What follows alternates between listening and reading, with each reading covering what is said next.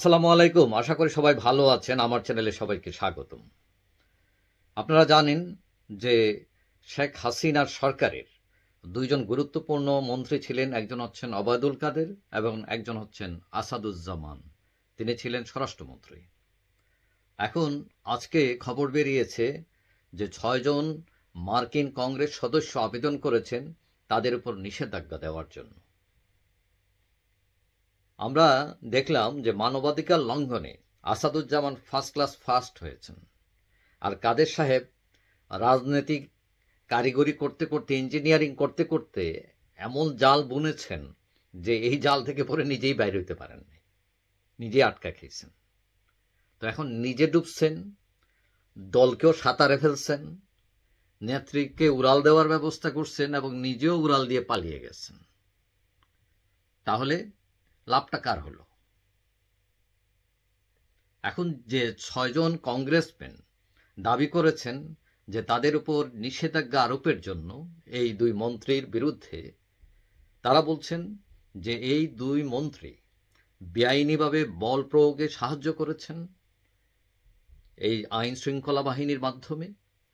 তারপরে প্রচুর প্রাণহানি ঘটিয়েছেন তারা, এবং ভিন্ন মতের মানুষদেরকে দমন পীড়ন করেছেন তারা, এবং মানবাধিকার লঙ্ঘনের বিষয় তারা উত্থাপন করেছেন।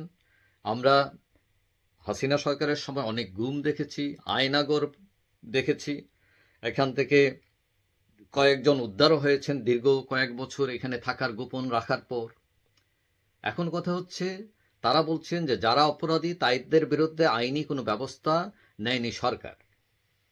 এখন তারা নিষেধাজ্ঞা আরোপের জন্য অনুরোধ করেছেন। যারা স্বাক্ষর করেছেন যেসব সিনেটর, তারা হচ্ছেন Lloyd Doggett, Edward J Markey, William Keating, Chris Van, James McGovern এবং অলগ্রিন।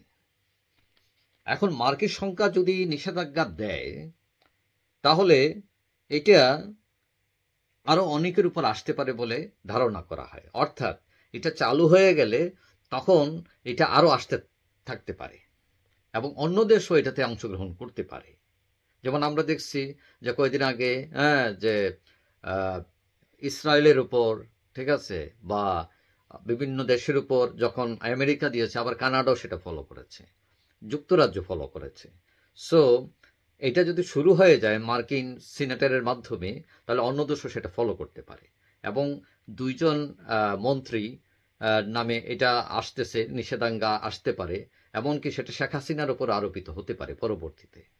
এবং এটাতে এফেক্টেড হইতে পারে আমাদের যে জাতিসংঘের শান্তি মিশন, সেটা এফেক্টেড হতে পারে এইটার কারণে। তারপরে রাষ্ট্রের ইমেজ সংকট তৈরি হবে এবং হাসিনা সরকারের যে কর্মকাণ্ড সেটা প্রশ্নবিদ্ধ হবে এবং সেটা আওয়ামী লীগের উপর বর্তাবে। এখন শেষ কথা হচ্ছে যে কোনো ব্যক্তির ভিতর যে নিষেধাজ্ঞা দিলে ব্যক্তি ক্ষতিগ্রস্ত হয় না, শুধু রাষ্ট্র ক্ষতিগ্রস্ত হয়। তবে কে নিষেধাজ্ঞা দিল, কে দিল না, এটার চেয়ে বড় বিষয়, গুরুত্বপূর্ণ বিষয় হলো আমরা কি ব্যবস্থা নিলাম তাদের বিরুদ্ধে। সম্ভাবনাময় একটি দেশকে জাগাতে, তৈরি করতে, এদেশের আইনের শাসন কার্যকরী করতে আমরা যদি পদক্ষেপ না নিতে পারি, তাহলে যেই লাউ সেই কদুই থাকবে। যাই হোক, আশা করি দিন বদলাবে, তরুণরা এগিয়ে আসছে, সবাই সহযোগিতা দরকার, দেখি না তারা কি করে। যাই হোক, সবাই ভালো থাকবেন।